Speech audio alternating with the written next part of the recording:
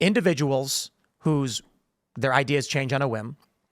They will say whatever they're told to say. They will go and work in media and report whatever they're told to report. None of this actually matters to them. So this is how you end up with a mockingbird media. The intelligence agencies will just simply look for people who are stupid but smart enough and willing to do whatever it takes to be famous and make money. And they will promise that you will be the next Woodward and Bernstein. You will have the book in every book. Woodward. It is Woodward. That's why I said you will be the next Woodward and Bernstein. Bernstein was kind of for real. Woodward was O&I. Woodward is placed inside of the Nixon White House to steal documents, and he does his job stealing documents. He's never even a journalist before. Bernstein really was. I mean, he literally 100% a journalist. Well, then Woodward. Well, Woodward was the guy. And it's funny because he steals documents from Kissinger's desk, but so does Daniel Halpern, Mark Halpern's brother. And their father was the one that wrote the Pentagon Papers, Mo Halpern. The Halperns have a long history of deep state activity, so keep your eyes on Mark. He's not free and clear either. Wow. Well, it's going to be interesting what happens now considering the decentralization of media. So one of the challenges is obviously YouTube censorship. Yeah. And they're the last one, really, though. I mean, they're the last man standing. YouTube? No, YouTube, YouTube, Google. Facebook is still substantially more censorious than really? YouTube. Oh, even with Zuckerberg paying $1 million and 10. Yep. It's all fake. It's all fake. Okay. So I'll give you the breakdown. Rumble's the best. Right. Followed by X. Okay. Followed by YouTube. Followed by YouTube. Okay. Yeah. Followed by Facebook Meta. Followed by TikTok. TikTok is the most censorious platform on the internet. Right. For obvious reasons, it's heavily Chinese influenced. Yeah. And so I've been banned from TikTok how many times? I don't even know. And they say it's because I don't exist in shared reality. I'm not kidding. That's what they told us. That's a phrase? They said we exist in a shared reality and your opinions are outside of it or something like that. Wow. Oh, okay. Wow, you're outside our theoretical universe. And I'm like, what? I read the news. Wow. I'm not even doing shows where it's like we talk about we don't talk about crazy nonsense. It's like whatever. Maybe they just want crazy nonsense. No. Crazy nonsense. Right. So Specific crazy Dylan Mulvaney nonsense. gets 13 million followers. Yep. Dylan Mulvaney. Oh, okay. Anything that tears down the fabric of the American public is going to get Well, maybe they have an amplified. agenda over there. Perhaps they do. Perhaps they do. YouTube's not as bad, but YouTube's smarter about it. So Yeah. YouTube. So I would put it this way: the way I rank the censorship is based upon the likelihood of them removing your content. YouTube may actually be the worst in that they do what's called the tiny room ban. You guys ever hear this one? No. So what they'll do is... But it's probably happened to us. It's happening to us. Anything that's happened, Absolutely. it's happened to us. So there's banning, it's overt. There's shadow banning, subversive, but you can see that you're being shadow banned. And then the tiny room ban. If you make a video where you are pro-Ukraine war, you are anti-Trump, you will find your videos on the front page of YouTube periodically. Good idea. Let's go with that subject. If you are anti-establishment, anti-blob, anti-machine, for some reason your videos never appear in trending. They never appear in trending. They don't get recommended. You won't see subscriber growth. The tiny room ban is they want you to be able to keep getting the amount of views that you always get so you don't notice anything negative. A shadow ban, you'd notice. Yeah. You'd say, hey, I'm not getting traffic anymore. Well, I was shadow banned on Twitter, and then I got my own file was given to me afterwards. So. And you can see it because they released, there's a whistleblower. Yeah. So the tiny room ban is a long game. So I believe YouTube's tiny room banned us. What that means is the people who already watch the show will always be able to watch the show and be recommended the show. You're in a tiny room. No new people are allowed into the room. Right. Wow. So you can tell this happens. It's happening to us, I think. I guarantee. Yeah. Yes. So what ends up happening is, so I say, okay, you can break a tiny room ban very easily. It's called money. So I'll make a commercial for the show and I'll advertise it on Google, targeting specific audiences that are outside the tiny room. What did YouTube do? First, Google rejected the ad on false pretenses. So I made another one. Wow. Rejected the ad. Are you willing to wear a wire? Yeah. Go on. Rejected the second ad on false pretenses. I complained. Right. Google Assistant said, we don't understand why your ad is being rejected. Finally, one of the ads got approved. And instantly, the 2 episodes of Timcast IRL that were featured in the advertisement were deleted. And I was given a warning for having ever had them. Ooh. And I think the issue was, in the tiny room, they didn't care that we had an episode with Joe Rogan and Alex Jones. Right. Now that I was breaking out through buying marketing, it was now showing regular YouTube users these episodes could be watched. Click this link. They deleted them to make sure nobody could watch them. Amazing. Dude, that's dark, bro. Yep. That's some dark. Dude, this guy Brendan Carr has got to get in there and do something with Google and YouTube. This is just, it makes me sick just to think about it. This is probably one of the next big plays that needs to happen. Yes. Yeah. So if you look, Mr. Beast is always on the front page of YouTube, and you can argue that it's decently entertaining. It's fun stuff. I got no beef. They're fun videos. They're big. But there's a lot of political stuff that YouTube will front page. Research done 8 years ago shows that it's about a 2-to-1 directional shift. YouTube will direct a conservative viewer twice as often to a liberal show. So if you're a conservative and someone sends you a link to a video on YouTube and it's about immigration, if you click that, you are going to get 60-70% of the time left-wing recommendations in your up next tab. Yep, Young Turk stuff. Right. And MSNBC and CNN. If you are a liberal, you get liberal. If you're a conservative, you get liberal.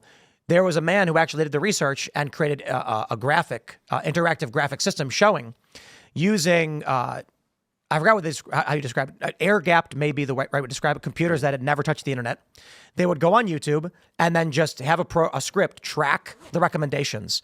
And they found that something like 80% of all recommendations pushed people to the left.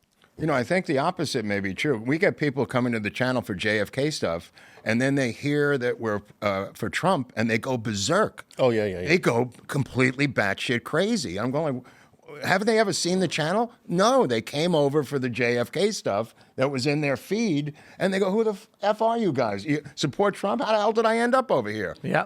So I think it cuts the other way, too. Well, right. If you're a liberal, they're not sending you conservative content, and if you're a conservative, they're sending you liberal content. Well, these guys act like they've never heard a pro-Trump statement in their life. JFK confuses the issue, though. JFK blurs the line. JFK is a hero to the left, and a lot of lefties are very interested in the assassination. Yeah. And so I think it screws the algorithm maybe a little bit. It really they send them over saying, them. "Oh, it's JFK. It's well liked," and then they find out, oh, we talked about Trump too. We got so many comments go, you're so smart about the JFK assassination. I've learned everything from you. How could you be so stupid in supporting Trump? How many times do we get that? I mean, it's shocking, bro. It's almost, they're shocked. There's I think getting the FCC on top of Google and YouTube and all that stuff is going to be very interesting. Yeah. The other issue is, are you guys familiar with dead internet theory? No.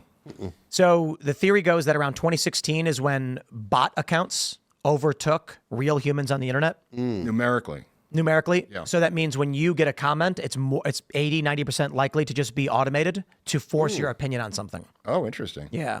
So the idea is you go on X. Well, let's say you go on Twitter before Elon bought it. This was prevalent.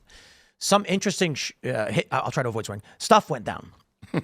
So you go on X and you say, I like Trump. You get spam blasted with people saying Trump is bad, Trump is bad. Hillary is good or Biden is good.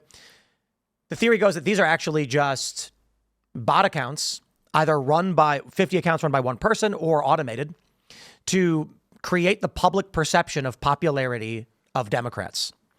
When Elon Musk announced that he would be buying Twitter, overnight, we saw all the liberal personalities lose millions of followers. Right. Yep. The conservatives gained millions of followers. Right. How does that happen? And the Twitter blue stuck another knife into it. It did. The argument they tried to make was, as soon as they said Elon was going to buy it, liberals were fleeing the platform. That's insane. That's an obvious lie. One theory is that this was them purging bots and removing shadow bans. Right. I remember hearing that. Yeah, at the time. It happened twice.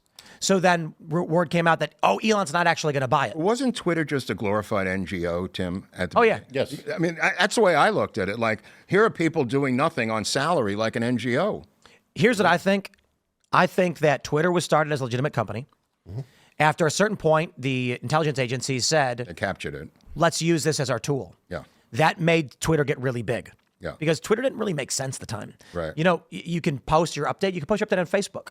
So I remember when Twitter first came out, it made no sense. I think the CIA gets involved, but the intelligence agencies, the deep state, and they said, we want to utilize this as a means of messaging. We can see its value. We're going to put money into it, prop it up. Twitter then builds a backdoor for the government. This is true. We know this is a fact. They were able to log in. Twitter and Facebook had backdoors, according to various reports, where they could then submit for removals. The top legal, Vijay Gadde, reportedly was having weekly meetings with intelligence agents. it was meant to be a covert operation like Mockingbird. Elon Musk said, so what'll happen if I say I'm going to buy it? They can't pretend. They can't stop it. Right. Even though it is actually largely a government He used operation. capitalism as a tool against them. Yes. And so he basically, imagine if Elon said, I'm going to buy the CIA itself. Yeah. Well, you can't. It's a government agency. Try to Twitter. buy the website, though, CIA.gov. That might be fun. Well, .gov, you're not going to. But I think that Twitter was operating as an asset of the intelligence agencies. Absolutely. Elon. I mean, are you hip to Cuban Twitter? What is that? They created a copy of Twitter to influence the people in Cuba, and this is recently, all completely phony to get all their information, to get all their. They were going to build it up to 300,000 or 400,000, and then begin to have a color revolution down there to overthrow the Castro regime. They pulled the plug on it in the last minute because of the change of administrations. Wow. In 2016 to Trump, but they had created a completely. The U.S. government did. Yes, we created a completely parallel. Mike Benz talks about this. USAID had created a did it in Libya. parallel, a complete parallel Twitter, Cuban Twitter, and they had as many as 150,000 followers, and they were building it up to a certain cutoff point where they would then begin to call for an uprising. By the way, that's what TikTok is here. Yeah, Right. And he's doing it. I think that Elon knew that the feds, the intel agencies, were operating Twitter, and that he was going to war when he was going to buy it. But I think the reason he did is they were going to war with him. And then after this, he starts getting invested. So as soon as he makes his intentions clear that he's supporting Donald Trump, they start going after his companies. I think this goes way back. Biden had this electric car summit, didn't invite Tesla. I think Elon took that personally. I think it's probably deeper than we realize in that they were cutting out Elon despite the fact that he was doing what he was supposed to be doing. An electric car company. He became rich. He became successful. He was telling people to buy their cars, and they were snubbing him and treating him like garbage. So then he says, why am I going to support these people? There's a lot more to it. The purchase of Twitter was tremendous for developing an AI. Using the fire hose of X to train your large language model was That and brilliant. Reddit. Reddit was also huge Right. for training Yeah. ChatGPT, et cetera. Well, so Elon. The head of Reddit was USAID, had a salary from. Really? Oh, yeah. The woman ran. Yeah, that was outed with the recent. What was her name? I forget it. Whoever the woman Asian is. woman? Whoever the woman is in charge of Reddit was also being paid by USAID. So I think Elon knew he was buying a government asset. And so long story short, we saw all the liberal personalities lose millions of followers overnight. You could track this on social media. Go back to 2012. Are you guys familiar with the LulzSec and anonymous hacking scandals of like the 2009, 10, 11, 12? I've heard of it. I'm not familiar with it. So Cablegate was big with Wikipedia, and then Wikipedia got attacked, and there was this group of people call them hackers that began to use the moniker Anonymous. Oh, yeah. Anonymous was never a group. It Right. was never a group. It was a 4chan forum directing random operations. There was a small group of people that exploited this. They eventually called themselves LulzSec or Lulz Security. Okay. Some of the information released by these guys was then parsed by a guy named Barrett Brown for something called Project PM, where they discovered the U.S. Air Force was purchasing sock puppet Twitter accounts. A sock puppet is a fake account that looks like a real person. One guy would operate 50 accounts, and the presumption is in the Libyan civil war conflict and the death of Gaddafi, they manipulated Twitter to trick the American people into thinking that it was popular to oust Gaddafi, despite the fact Gaddafi was popular in his country. So I remember back in the day, being friends with a lot of these hackers, they started to question, how come so many of these Libyans that want to oust Gaddafi speak colloquial North American English? The average American doesn't think anything of it. Mm-hmm. They see an account from someone in Libya saying, we must stop Gaddafi, we need your support, to build public support for an international coalition to put a no-fly zone and airstrike, Libya, destroy the country. Ultimately, the NATO did. Libya's flattened. Now it's a slave trade operation of militia war and violence. But the explanation given after the fact was the only reason they speak colloquial North American English is if they're on Twitter, they likely were educated in the West. That explains it. Mm-hmm. What actually explains it is that the U.S. government was running fake accounts to sway public opinion. Right. They are likely still doing this today. Oh, yeah. This is the new Mockingbird. Yeah. Well, it's color revolutions have been outed And what we've Oh, the learned Covington is, Kids were. what's that? The Covington Kids was an operation like that. They came out of Brazil and then got picked up and went completely wide. Great book, Ryan Holiday, Trust Me, I'm Lying, does a beautiful that's a job good talking one. about That's a this. good one. And Pelosi even describes it with the wrap-up smear. So it's a similar principle. Thanks for watching this clip from the Culture War podcast. We're live every Friday, 10 a.m. to noon, so subscribe and come hang out.